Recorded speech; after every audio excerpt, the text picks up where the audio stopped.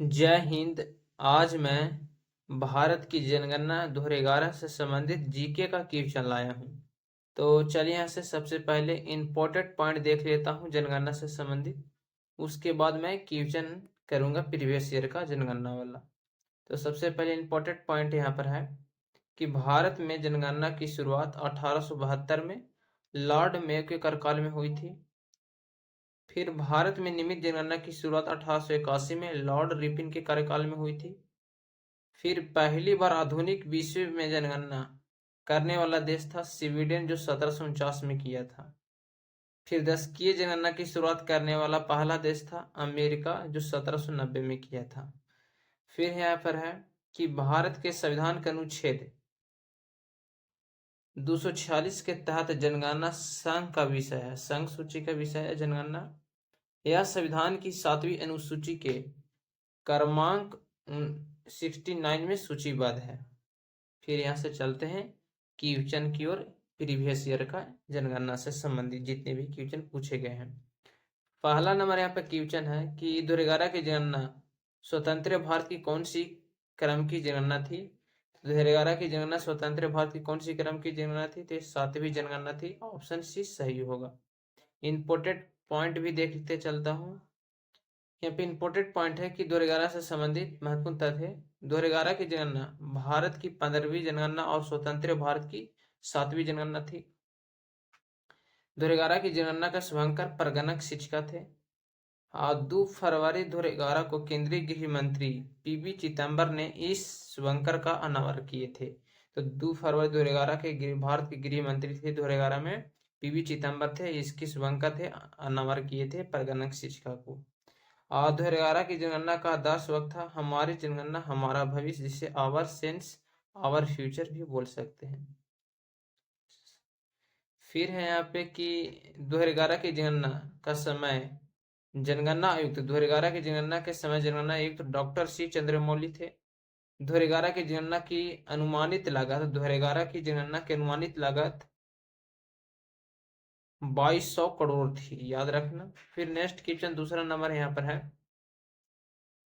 कि 2021 की जनगणना कितनी भाषाओं में होगी। तो 2021 की जनगणना कितनी भाषाओं में होगी, तो राइट ऑप्शन हो जाएगा यहाँ पे 16 भाषाओं में 2021 की जनगणना होगी।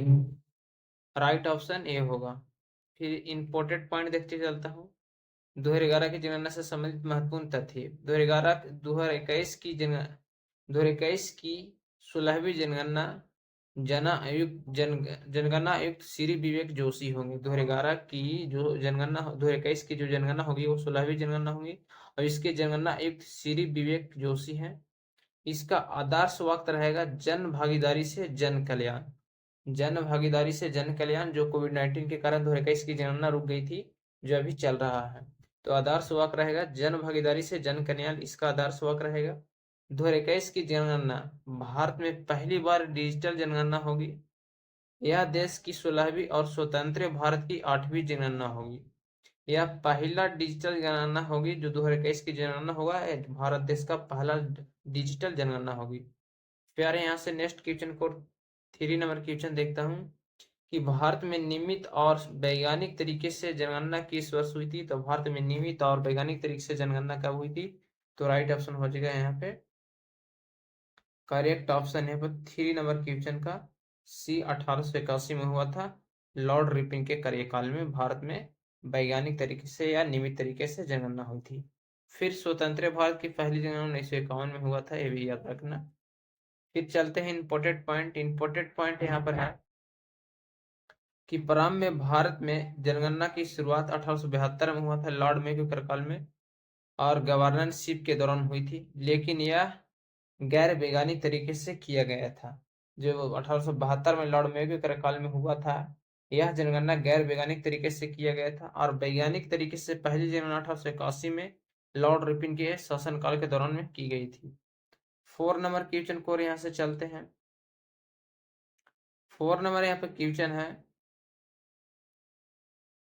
कि जनगणना 2011 के अनुसार भारत में कितने जिले शामिल हैं। तो जनगणना 2011 के अनुसार भारत में कुल कितने जिले थे, तो राइट ऑप्शन हो जाएगा यहाँ पे 640 जिले थे 2011 का जनगणना के अनुसार।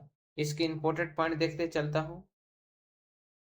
इसका इंपोर्टेड पॉइंट यहाँ पर है कि सर्वाधिक जनसंख्या वाला जिला था थाने, जो महाराष्ट्र राज्य में है, थाने जिला। और उसके बाद है यहाँ पर न्यूनतम जनसंख्या वाला राज्य था दिव्यांग वैली, जो अरुणाचल प्रदेश में था।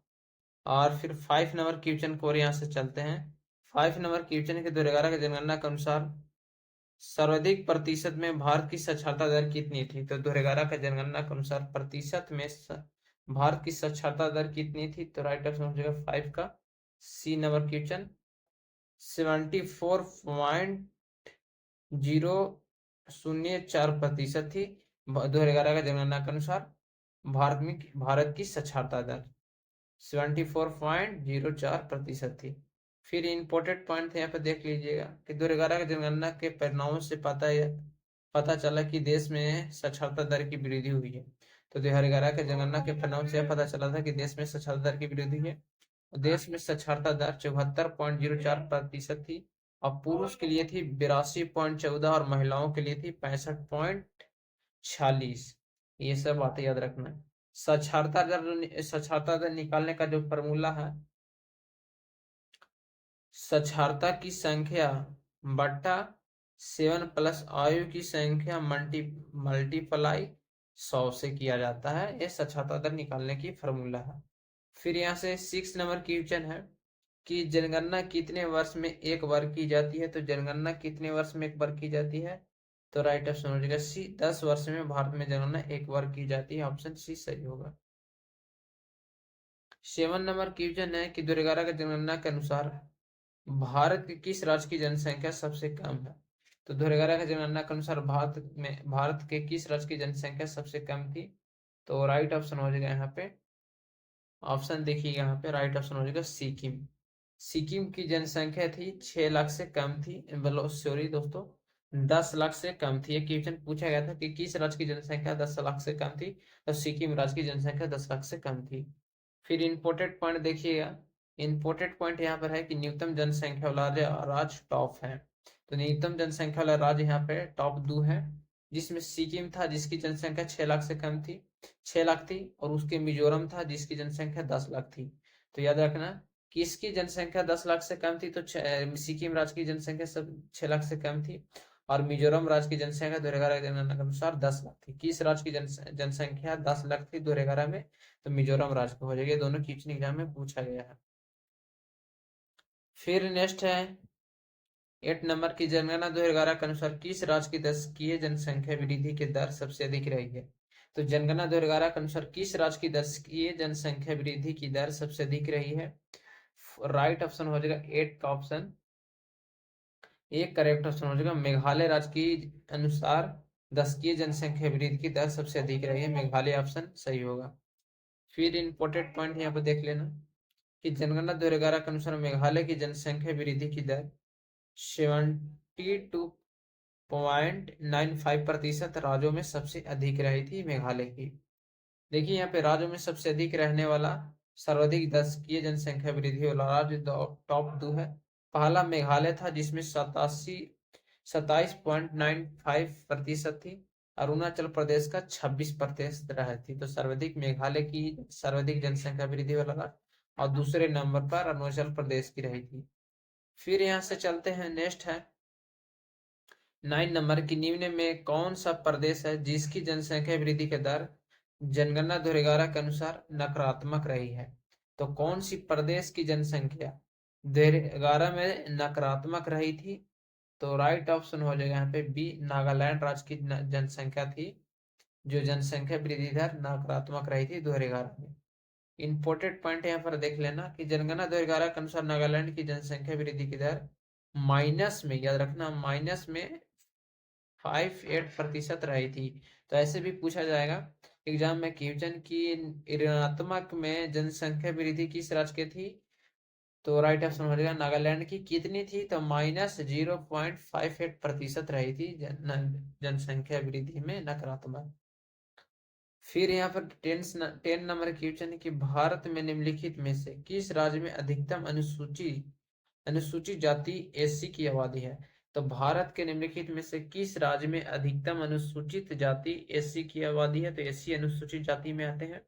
तो किस राज्य में थी? तो राइट ऑप्शन हो जाएगा 10 का ऑप्शन ए, उत्तर प्रदेश में सबसे अधिक एससी जनजाति की जनसंख्या रही थी। फिर इंपॉर्टेंट पॉइंट है, देख लेना। इंपॉर्टेंट पॉइंट है कि भारत में सबसे अधिक अनुसूचित जाति एससी जनसंख्या वाला राज्य, एनसी जनसंख्या वाला राज्य था उत्तर प्रदेश। उत्तर प्रदेश में भारत की एससी की आबादी 70.6% उत्तर प्रदेश में 20.69% आबादी थी, याद रखना।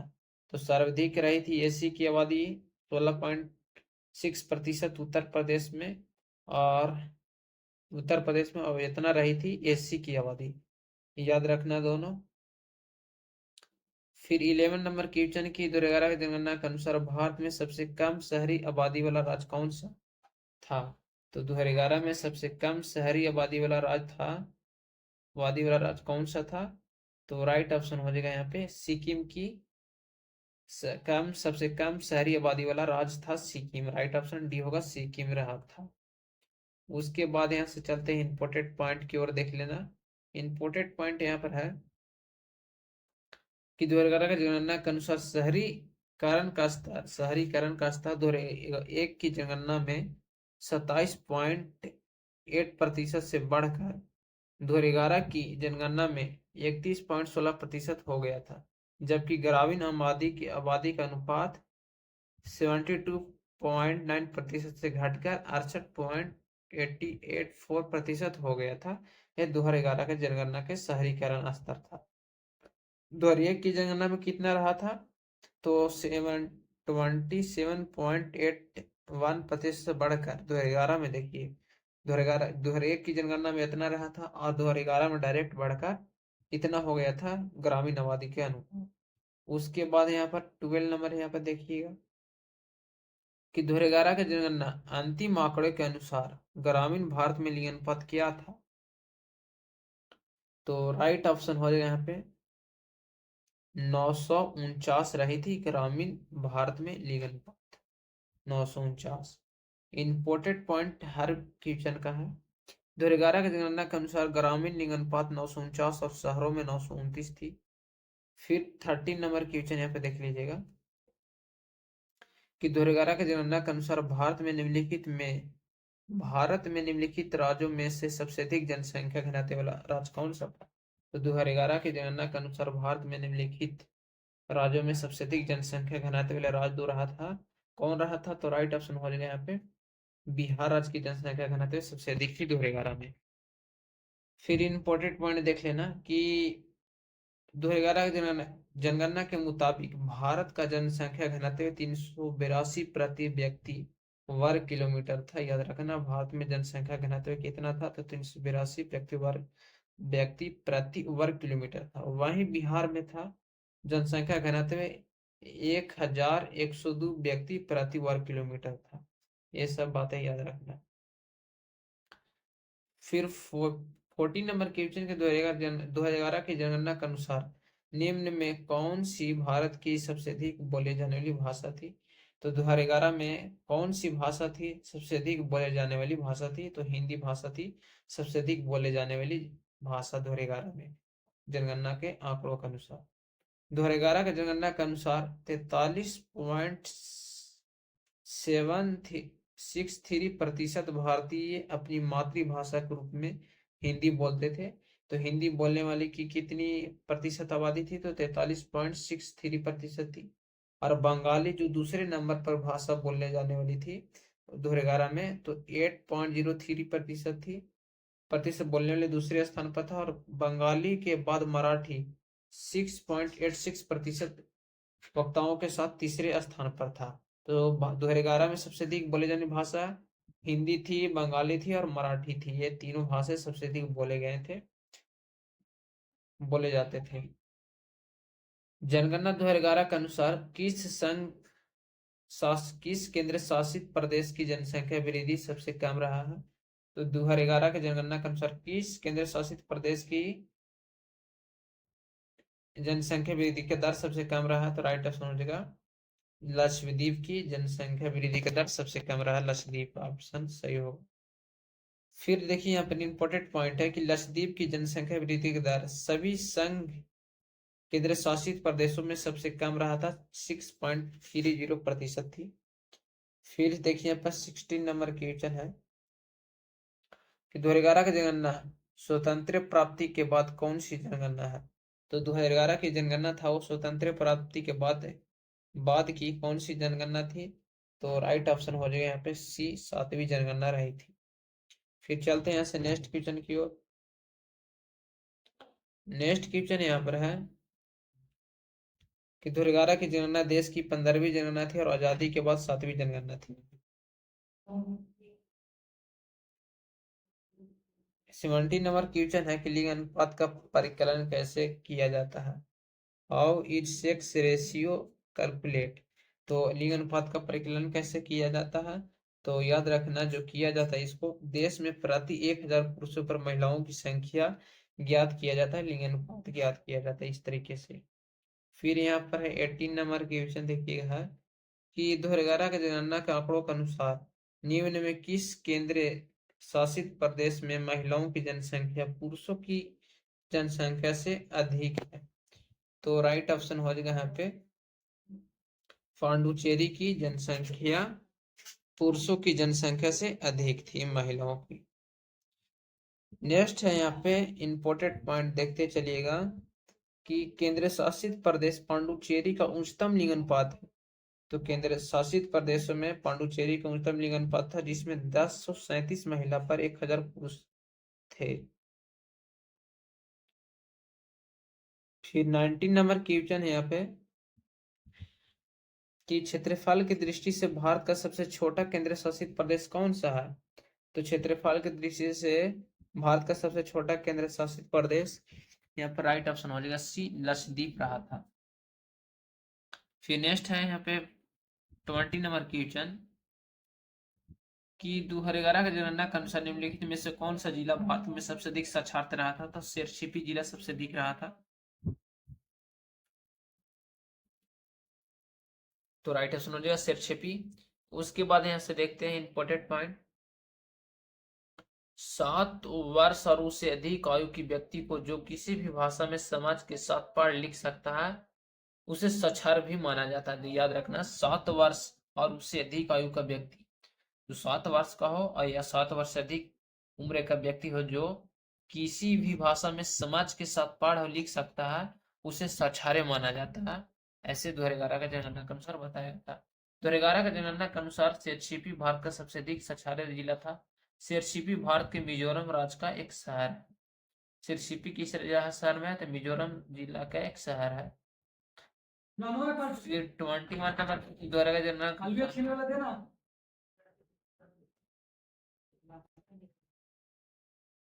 फिर नेक्स्ट क्वेश्चन है 21 नंबर 2011 की जनगणना के अनुसार बाल लिंग अनुपात प्रति 1000 पुरुषों पर स्त्री थी। तो 2011 की जनगणना के अनुसार बाल लिंग अनुपात की प्रति 1000 पुरुषों पर स्त्री कितनी थी। तो 21 नंबर क्वेश्चन का ऑप्शन जो सही होगा एक करेक्ट होगा 919 थी। इंपॉर्टेंट पॉइंट देख लेना यहाँ पे कि 0 से 6 आयु के समूह में महिलाओं और पुरुषों के अनुपात को बाल लिंग अनुपात के रूप में जाना जाता है। जो 0 से 6 आयु के समूह में महिलाएं और पुरुष के अनुपात को लिंग अनुपात माना जाता है। और 2001 की जनगणना के में भारत का लिंग अनुपात 927 था लेकिन 2011 का जनगणना से यह घटकर 919 रह गया था। शिशु लिंग अनुपात कैसे निकाला जाता है। तो बालिकाओं की संख्या 0 से 6 वर्ष होनी चाहिए और बाटा बालकों की संख्या 0 से 6 वर्ष मल्टीप्लाई 1000 से होना चाहिए। फिर 22 नंबर क्वेश्चन यहाँ पे देखिएगा कि क्षेत्रफल की दृष्टि से भारत के टॉप 3 राज्य कौन से थे। तो क्षेत्रफल की दृष्टि से भारत के टॉप 3 राज्य कौन थे से तो राइट ऑप्शन हो जाएगा यहाँ पे देखिएगा राजस्थान क्षेत्रफल की दृष्टि से भारत का सबसे बड़ा राज्य है।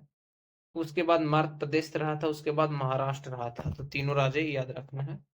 फिर यहाँ पे देखिएगा 23 नंबर क्वेश्चन है कि जनसंख्या की दृष्टि से भारत के टॉप 3 राज्य कौन से थे। वो क्षेत्रफल की दृष्टि से देखे आप जनसंख्या की दृष्टि से यहाँ पे वर्गीकरण किया गया है। तो जनसंख्या की दृष्टि से यहाँ पर रहेगा कौन से तो राइट ऑप्शन हो जाएगा यहाँ पे बी, करेक्ट ऑप्शन होगा। उत्तर प्रदेश, महाराष्ट्र और बिहार जनसंख्या की दृष्टि से टॉप 3 राज्य रहे, तो उत्तर प्रदेश, महाराष्ट्र और बिहार। 24 नंबर क्वेश्चन है कि 2011 में घोषित जनगणना आंकड़ों के अनुसार अभी तक गांव में रहने वाले भारतीय प्रतिशत क्या था? तो 2011 में घोषित जनगणना आंकड़ों के अनुसार अभी तक गांव में रहने वाले भारतीय प्रतिशत क्या थी? तो 24 नंबर क्वेश्चन का आंसर सी होगा, 68.8% थी, याद रखना। इंपोर्टेड पॉइंट देखिएगा, इंडियन अर्बन शहरी क्षेत्र का था भारतीय प्रतिशत 31.2% और एनसीआर रूरल ग्रामीण क्षेत्रों का 2.1% और एनसीआर अर्बन क्षेत्र में था 7.6%। ये सब बातें याद रखना। फिर 25 नंबर क्वेश्चन है फिर कि 2011 के जनगणना के अनुसार भारत का लिंग अनुपात क्या था? तो भारत का लिंग अनुपात 2011 में क्या था रहा था? तो राइट ऑप्शन हो जाएगा, प्रति 1000 पुरुषों पर 943 महिलाएं रही थी 2011 में। फिर नेक्स्ट है यहाँ पे क्वेश्चन है यहाँ पे कि 26 नंबर क्वेश्चन कि भारत की जनगणना 2011 के अनुसार भारत में अनुसूचित जनजाति की जनसंख्या का प्रतिशत कितना है? तो भारत की जनगणना 2011 अनुसार भारत में अनुसूचित जनजाति की जनसंख्या का प्रतिशत कितना रहा था 2011 में? तो याद रखना 26 नंबर क्वेश्चन का ऑप्शन 8.6% रही थी। यह सबसे अधिक आबादी किसमें थी? तो उत्तर प्रदेश शहर में, राज्य में थी।